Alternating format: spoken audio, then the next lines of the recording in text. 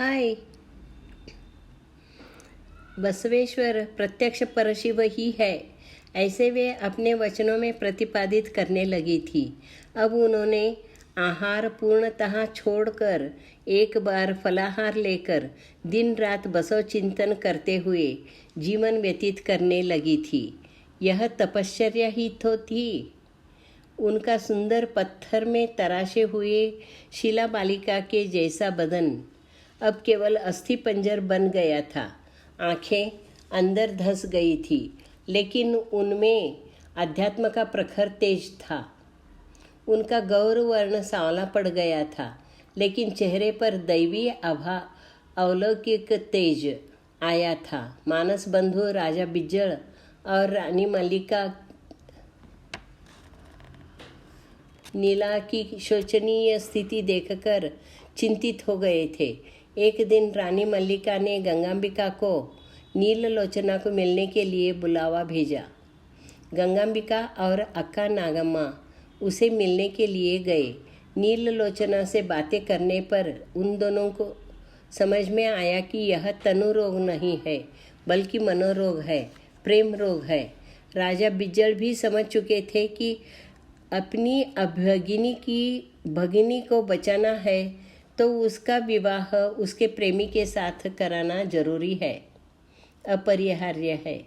गंगा नागम्मा और राजा के समझाने से और एक जीव का इस तरह अंत होगा, और यह दयावान बसवेश्वर जी को शोभा नहीं देता आदि कहकर बसवेश्वर जी का विवाह नीला से किया गया।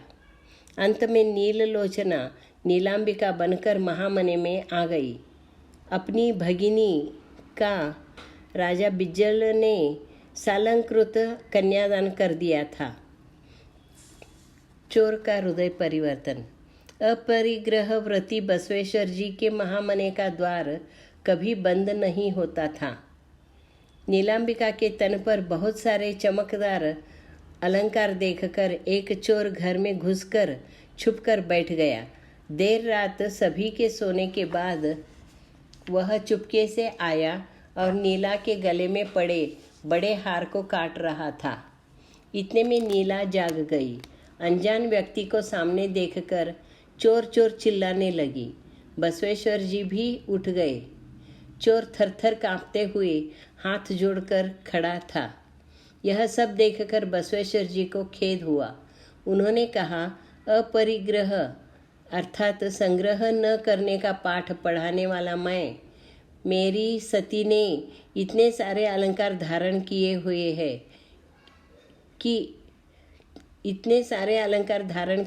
हैं कि साक्षात संगम देव को वे अलंकार ले जाने के लिए आना पड़ा।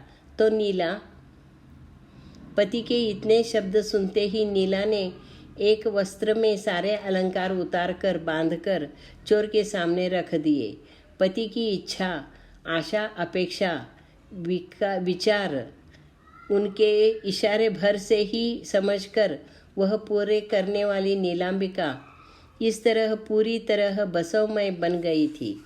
माया, मोह, आशा, कामना ऐसी सामान्य मनोवृत्ति से वे मुक्त हो गई थी। उन्होंने उन्नतावस्था पाई थी। बसवेश्वर चोर को अलंकार देने लगे तो चोर ने कहा, देवा, मैंने जो करना चाहा इसके लिए मुझे माफ़ कीजिए। अप्पा, अपरिग्रह का पाठ केवल आप या दूसरों के लिए ही नहीं, मेरे लिए भी है। मुझे इनकी ज़रूरत नहीं है। मुझे 2 वक्त का खाना और आसरा देने की कृपा करें। मैं आप लोगों की सेवा करके अपना परलोक सिधारना चाहता हूँ। अप्पा, कृपया ना मत कीजिए। इस तरह चोर का हृदय परिवर्तन होकर वह वहीं महामने में सेवा करते हुए रहने लगा था। महाशरणी नीलांबिका देवी। नीललोचना विवाह करके आते ही वे दासोह यानी अन्न छत्र में गंगांबिका को मदद करना, सामूहिक पूजा की तैयारी करना, अतिथि सत्कार, गुरुलिंग जंगम सेवा, अनुभव मंडप में आध्यात्मिक चर्चा में हिस्सा लेना वचन निर्मिति, संगीत आराधना ऐसे अनेक कार्यों में व्यस्त हो गई थी। यथावकाश उन्हें एक पुत्र हो गया। उसका नाम बाल संगया रखा था। बाल संगया का सब कुछ अपत्यहीन गंगांबिका ही करती थी। गंगा और नीला दोनों सौत मत्सर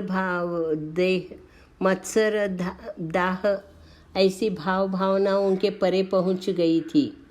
अब वे श्रेष्ठ शरणियाँ बन गई थी। अतः मेरा बच्चा, तेरा काम, मेरा अधिकार और तेरा कर्तव्य, ऐसी बातों से वे दोनों दूर ही थी। उनके मन में ऐसे विचार कभी आए ही नहीं। भगवान सदाचारी और दुराचारियों की परीक्षा लेता ही रहता है। फर्क इतना ही होता है कि सदाचारी उस परीक्षा में अधिक पीसा जाता है। इसमें पहुँचे हुए व्यक्ति पर उसका प्रभाव कम पड़ता है और दुराचारी ऐसी परीक्षाओं से आसानी से पार होते हैं। उनका मन कठोर, निष्ठुर, निर्दयी बन गया होता है। अतः वे उन परीक्षाओं की कदर नहीं करते, न ऐसी परीक्षाओं से वे डरते हैं। सदाचारी दुखी हो जाता है। अगर उसकी आस्था निष्ठा दृढ़ हो तो वह संकटों से पार हो जाता है। उसकी आस्था डगमगाती नहीं। वह पूर्ण मनोनिग्रह से, दृढ़ संकल्प से अपने सदाचार के पथ पर चलता रहता है। अन्यथा नीलांबिका जी भी एक ऐसी ही शरणी थी। उन्हें भी एक परीक्षा देनी पड़ी। एक दिन उनका पुत्र बाल संगया बीमार पड़ा था। फिर भी कर्तव्यनिष्ठ नीलांबिका जंगम पूजा में व्यस्त थी। थोड़ी देर बाद उन्हें किसी ने आकर कहा कि बाल संगया नहीं रहा। फिर भी वह माता वह कटु सत्य सुनकर विचलित न होकर धैर्य से, शांति से, श्रद्धा से जंगम पूजा पूर्ण करके उनका पादोदक लेकर पुत्र के पास गई और शांत भाव से थोड़ा पादोदक उसके मुख में डाला और उसके सर्वांग पर पादोदक लगाया। न उसने आक्रोश किया, न प्रलाप। उस दुष्ट, क्रूर, कठोर सत्य को उसने सहज पचा लिया। उसने धैर्य से उसका सामना किया। अपना दुख उन्होंने अपने एक वचन में इस तरह व्यक्त किया है। सुख दुख पूछने वाला मेरा संतान कहाँ है? मान सम्मान करने वाला मेरा आत्मीय कहाँ है? संतानहीन मैं मोहक सुंदर मुख उसका दिखा दो।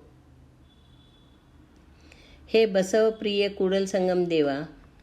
इस प्रकार वे अपने दैव को ही आर्त होकर विनती करती है। भगवान को अपने पुत्र का एक बार दर्शन करा दो, ऐसी प्रार्थना वे करती है।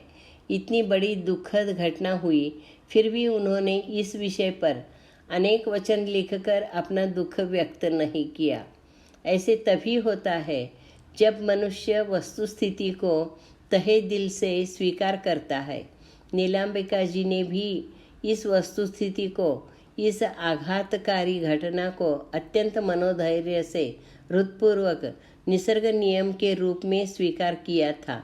इसीलिए वह माता इतना बड़ा दुख सह सकी थी। धन्यवाद।